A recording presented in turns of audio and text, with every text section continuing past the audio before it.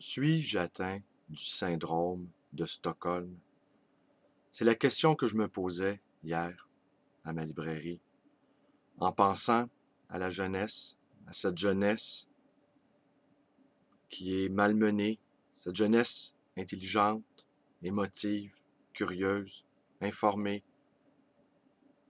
devant ce monde de plus en plus épouvantable.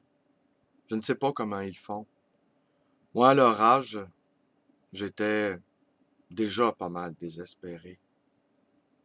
Mais il y avait autour de moi des poètes, des philosophes, des écrivains, des gens qui, par leur singularité, me donnaient de l'espoir.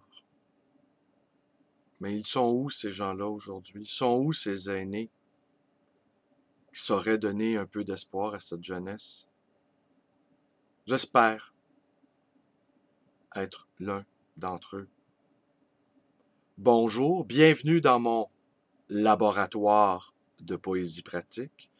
Mon nom est Bruno Lalonde. Nous sommes à Montréal. On est le 30 juin 2012. Et aujourd'hui, j'étais un peu en panne d'idées. La plupart du temps, je choisis mes lectures au hasard, un coup de tête. Je fais confiance à ma bibliothèque, ce lieu de pouvoir magique, ce lieu magnétique qui combine le rêve et la rigoureuse exactitude.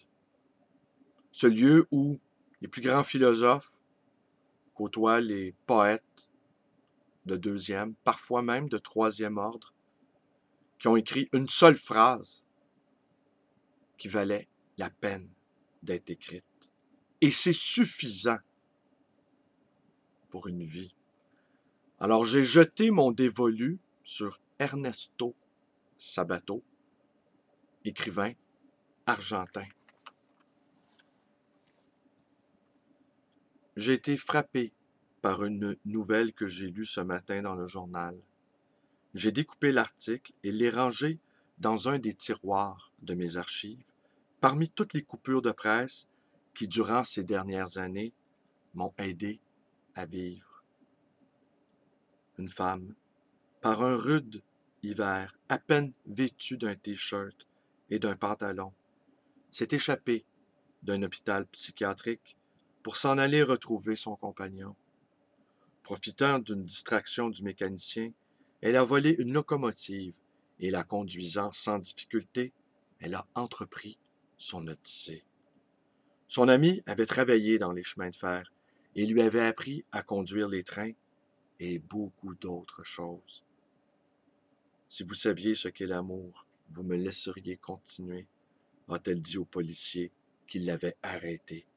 Et pendant qu'il l'amenait au commissariat, pleurant de désespoir, elle criait « Et toi, tu n'as jamais rien fait par amour? » Comme cette conduite est plus humaine que celle de tant d'individus qui s'agitent à travers la ville, aveuglés par leurs ambitions.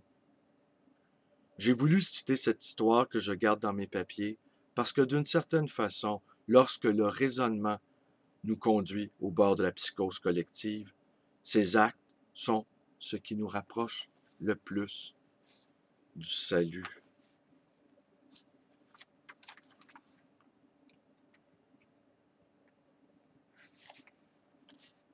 Les jeunes en souffrent.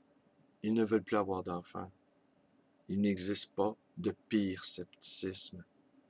Tout comme les animaux en captivité, nos jeunes générations ne prennent pas le risque d'être père et mère. Tel est l'état du monde que nous leur livrons.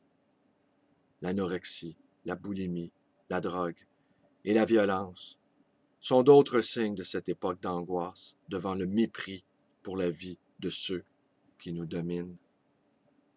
Comment pourrions-nous expliquer à nos grands-parents que nous avons amené la vie dans une telle impasse que beaucoup de jeunes se laissent mourir parce qu'ils ne mangent pas ou vomissent leurs aliments? Par manque d'envie de vivre ou pour obéir à la norme que nous impose la télévision? La maigreur hystérique. Des centaines de milliers de jeunes sont dépendants de la drogue. Ils errent sur les places du monde comme des bandes nomades. Tout laisse à penser que la Terre est en voie de se transformer en un désert surpeuplé. Ce n'est pas un hasard si, lors d'un des derniers congrès écologiques, on a prévu dans un avenir assez proche des guerres pour l'obtention d'eau potable. Ce paysage funèbre et misérable est l'œuvre des gens qui se sont moqués de nous, pauvres diables, qui depuis si longtemps les mettions en garde. Pour eux, nos avertissements étaient des fables typiques d'écrivains, de poètes à l'imagination délirante. Selon une de ces inversions sémantiques que connaît le langage, l'épithète réaliste désigne des individus qui se caractérisent par la destruction de toutes sortes de réalités, depuis la nature la plus candide jusqu'à l'âme des hommes et des femmes. Si les optimistes imperturbables allèguent que l'humanité a toujours été capable de surmonter les situations de barbarie, nous ne pouvons en aucune façon nous fier à ce genre de sophisme.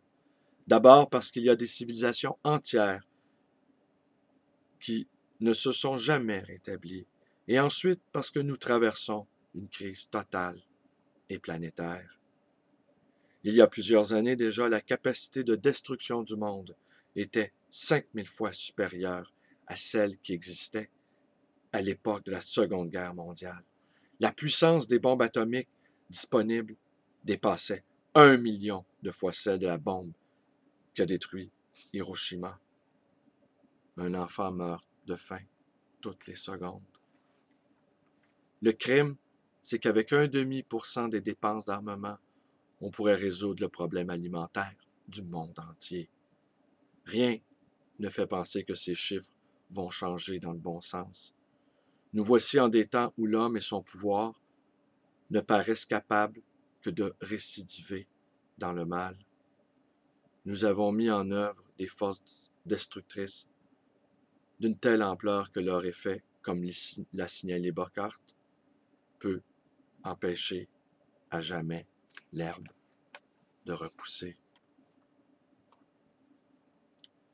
Ouais, Ernesto Sabato, à la fin de sa vie. C'est comme François Mauriac. François Mauriac, dans le dernier tome de ses blocs-notes, se lève tôt le matin dans son jardin, dans le sud de la France. Et soudainement, il est âgé d'à peu près 80 ans, il constate la disparition d'un chant qu'il s'étonne de ne plus entendre, celui du rossignol qui a disparu. Imaginez ces vieillards, voyant leur vie elle-même s'achever, constatent autour d'eux que les belles choses, elles aussi, disparaissent avec eux. Il vient un moment où nous ne sommes même plus capables de mesurer l'ampleur de nos pertes et l'effet que ces pertes ont sur notre psyché. Comme un membre amputé, dont on ressent encore la présence invisible, mais qui en fait n'existe plus. C'est tout pour aujourd'hui. Il fait beau, c'est quand même une belle journée. Je vous conseille d'en profiter. Mes vidéos vous plaisent, vous pouvez vous abonner à ma chaîne YouTube, B. Lalonde 100. Vous pouvez également devenir un militant, à militante Facebook, en vous joignant à ma page. Vous pouvez me téléphoner à ma librairie, 514-736-0999. Et vous pouvez également me rendre visite à cette librairie d'occasion et d'ancien, le livre Voyageurs dans le quartier Côte-des-Neiges à Montréal. Bonne journée à tous.